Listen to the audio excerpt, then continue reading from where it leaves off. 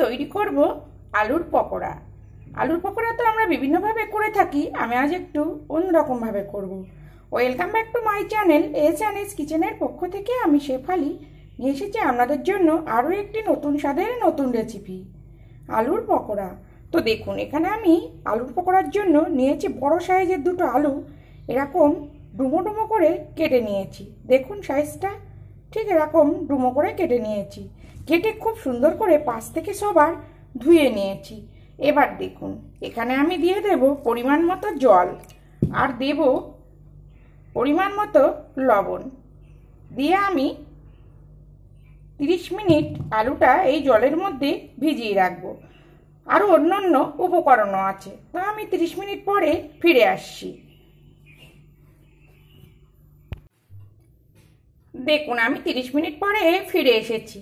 এবার বলি কেন আমি লবণ জলের মধ্যে আলুটা ভিজিয়ে রেখেছিলাম। দেখুন, এই লবণ জলের মধ্যে আলুটা ভিজিয়ে রেখেছি, তার জন্য কিন্তু আলুটা অনেকটাই নরম হয়ে গেছে। শুধু যদি আলু লবণ দিয়ে মাখিয়ে রাখা যায় সেক্ষেত্রে কিন্তু কালো হয়ে যায়, সেই জন্য লবণ জল দিয়েই ভিজিয়ে রেখে এই পকোড়াটা তৈরি করতে হবে। তো দেখুন, এইভাবে আমি জলটা নিংড়ে নিংড়ে যতটা সম্ভব চেপে জলটা বার করে নেব। তো জলটা বার করে নিয়ে ফিরে আসছি। দেখুন, যতটা সম্ভব আমি জল চেপে বার করে নিয়েছি। আপনারা যদি চান একটা ঝুড়িতেও কিন্তু ঢেলে দিয়ে 5 মিনিট রেখে দেওয়ার পরেও কিন্তু জলটা ঝরে যাবে। তো এবার দেখুন, এখানে আমি কিছু উপকরণ মেশাবো। দেখুন, এই আলুর জন্য নিয়েছি এরকম কিমা করে পেঁয়াজ। এখানে আমার মিডিয়াম সাইজের দুটো পেঁয়াজ আছে। দেখুন, এরকম কিমা করে নিয়েছি কিন্তু। তো এটা মিশিয়ে দেব, আর দেব পরিমাণ মতো কাঁচা লঙ্কা কুচি।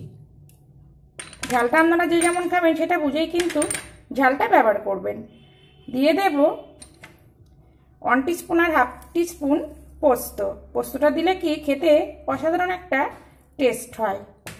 দিয়ে দেব 1 টিস্পুন গোলমরিচ। দেখুন, আধ ভাঙা করে নিয়েছি। এই পকোড়া যখন খাবেন গোলমরিচ গালে পড়লে বেশ সুন্দর একটা টেস্ট আসবে। আর দিয়ে দেব ধনেপাতা কুচি।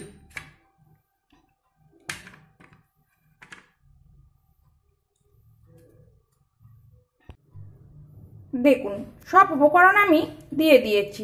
আপনারা চাইলে এখানে কিন্তু একটু কালো জিরেও দিতে পারেন। তো এবার আমি দিয়ে দেব পরিমাণ মতো লবণ।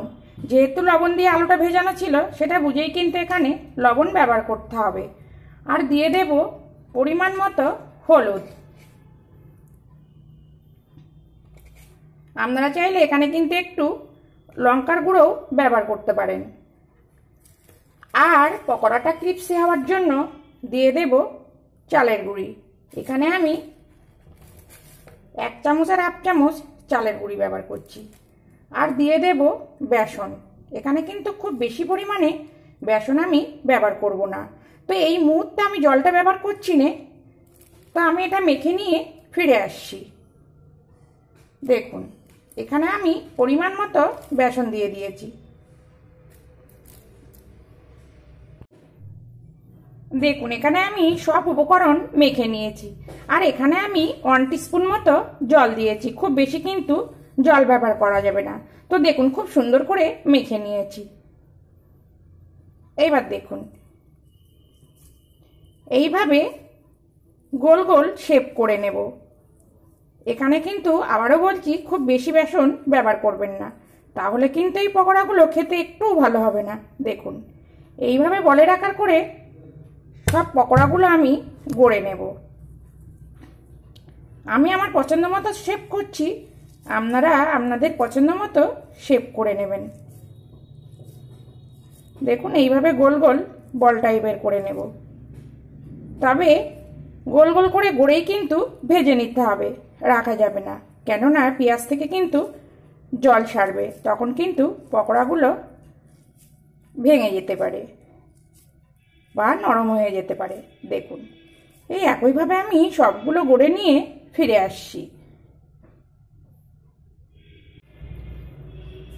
দেখুন, আলুর পকোড়াগুলো আমি খুব সুন্দর করে একইভাবে গড়ে নিয়েছি।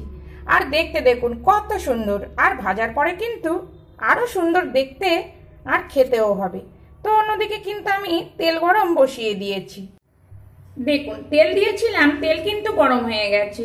এবার আমি গ্যাসের জোরটা লো টু মিডিয়াম করে দেব। তবে এই পকোড়াগুলো ভাজবার জন্য একটু বেশি পরিমাণে কিন্তু তেল দিতে হবে। তো দেখুন যে পকোড়ার বলগুলো আমি করে রেখেছি এইগুলো ছেড়ে দেব। তো এখানে কাঁচা আলু আছে, অবশ্যই কিন্তু লো টু মিডিয়াম করেই ভাজতে হবে। আর আপনারা যদি চান আলুটা কিন্তু একটু ভাবিয়ে নিয়েও এই পকোড়াগুলো ভাজতে পারেন।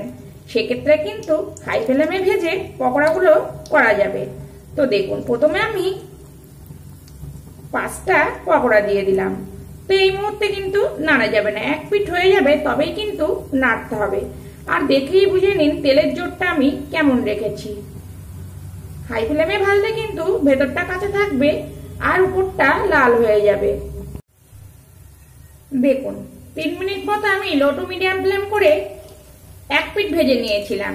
এবার দেখুন এইভাবে নেড়ে নেড়ে আবারও ভেজে নেব।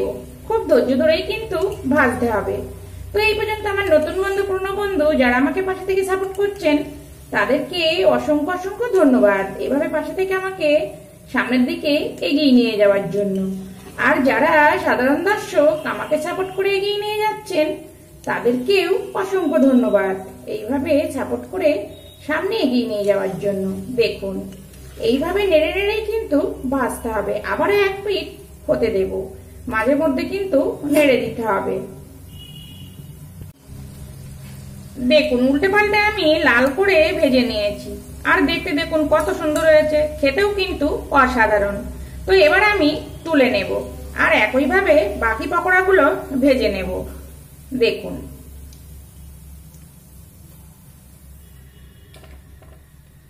আবারও গ্যাসের জোরটা একদম লোতে করে দেব, তারপরেই কিন্তু পকোড়াগুলো দেব।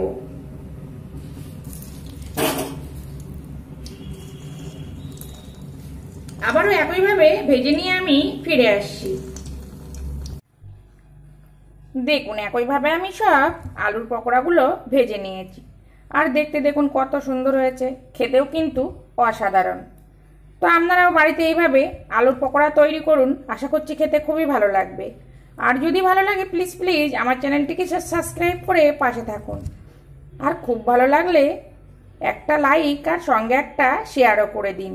দেখুন এই পকোড়া আমি গরম গরম চায়ের সঙ্গে পরিবেশন করব। আপনারা চাইলে সসের সঙ্গেও কিন্তু পরিবেশন করতে পারেন। আর এই পকোড়া যেমন বাচ্চারা ভালোবাসবে তেমন কিন্তু বড়রা খেতে খুবই ভালোবাসবে। তো আমি আবার ফিরে আসবো নতুন কোনো রেসিপি নিয়ে। সবাই ভালো থাকবেন, সবাই সুস্থ থাকবেন।